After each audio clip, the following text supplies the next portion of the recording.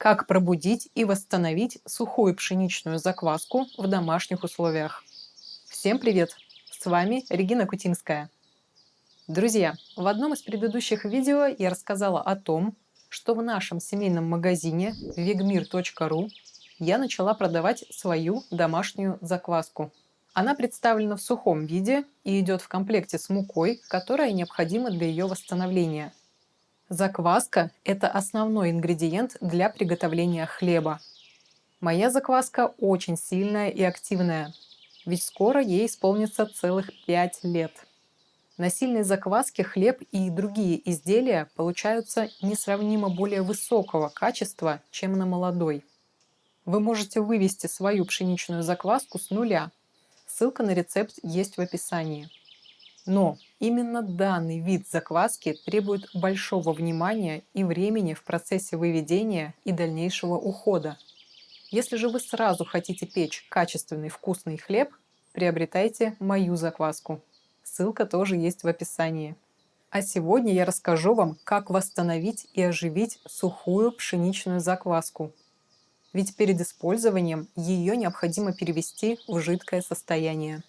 Итак, для восстановления сухой пшеничной закваски нам потребуется сама закваска 25 грамм, мука 100 грамм, питьевая вода температуры около 20-25 градусов Цельсия 125 миллилитров.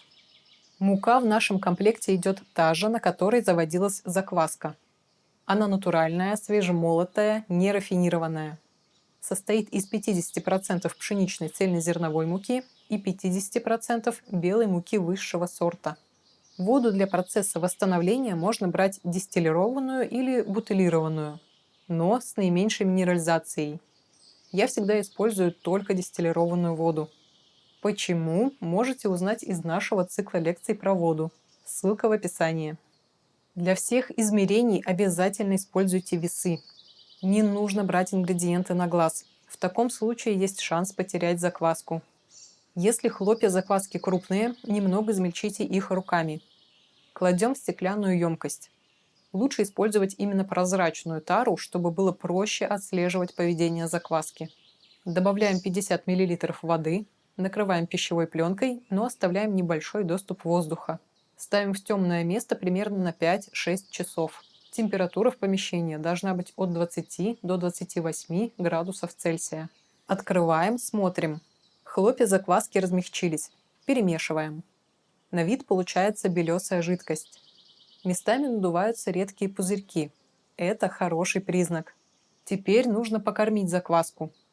Добавляем 25 грамм муки и снова тщательно размешиваем. Накрываем пленкой с доступом воздуха, убираем в темное место и оставляем на сутки. Спустя это время снова смотрим. Закваска или еще спит, или только начала пробуждаться. Потихоньку может начинать пузыриться. Перемешиваем. Из всего объема дальше мы будем использовать только 5 грамм. Откладываем эту часть, остальное выкидываем. Добавляем 25 мл воды и 25 грамм муки. Размешиваем. Накрываем пленкой с доступом воздуха, убираем в темное место и оставляем еще на сутки. Открываем, смотрим на результат.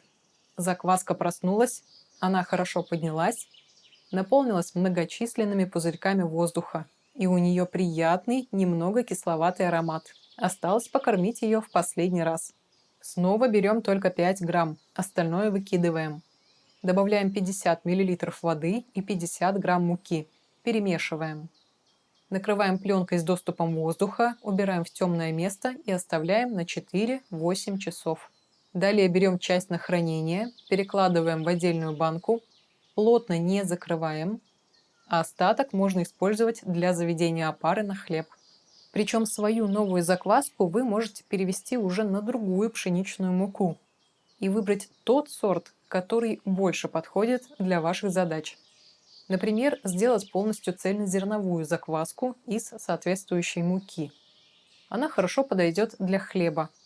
Либо можете сделать белую закваску, добавляя больше муки высшего сорта, но не на 100%, нужно хотя бы пару грамм цельнозерновой. И такой вид закваски прекрасно подойдет для сдобной выпечки. Про правильное хранение пшеничной закваски я сниму отдельное видео. Ссылка на него появится в описании после публикации.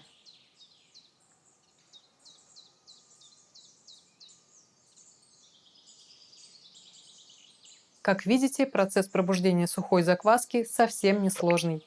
Следуйте этой простой инструкции, и у вас все получится. Готовьте свой собственный полезный хлеб, а также разные виды выпечки. Ссылка на плейлист с рецептами домашнего бездрожжевого хлеба в описании. Друзья, если у вас остались вопросы, обязательно пишите их в комментариях. До новой встречи и доброго вам здравия!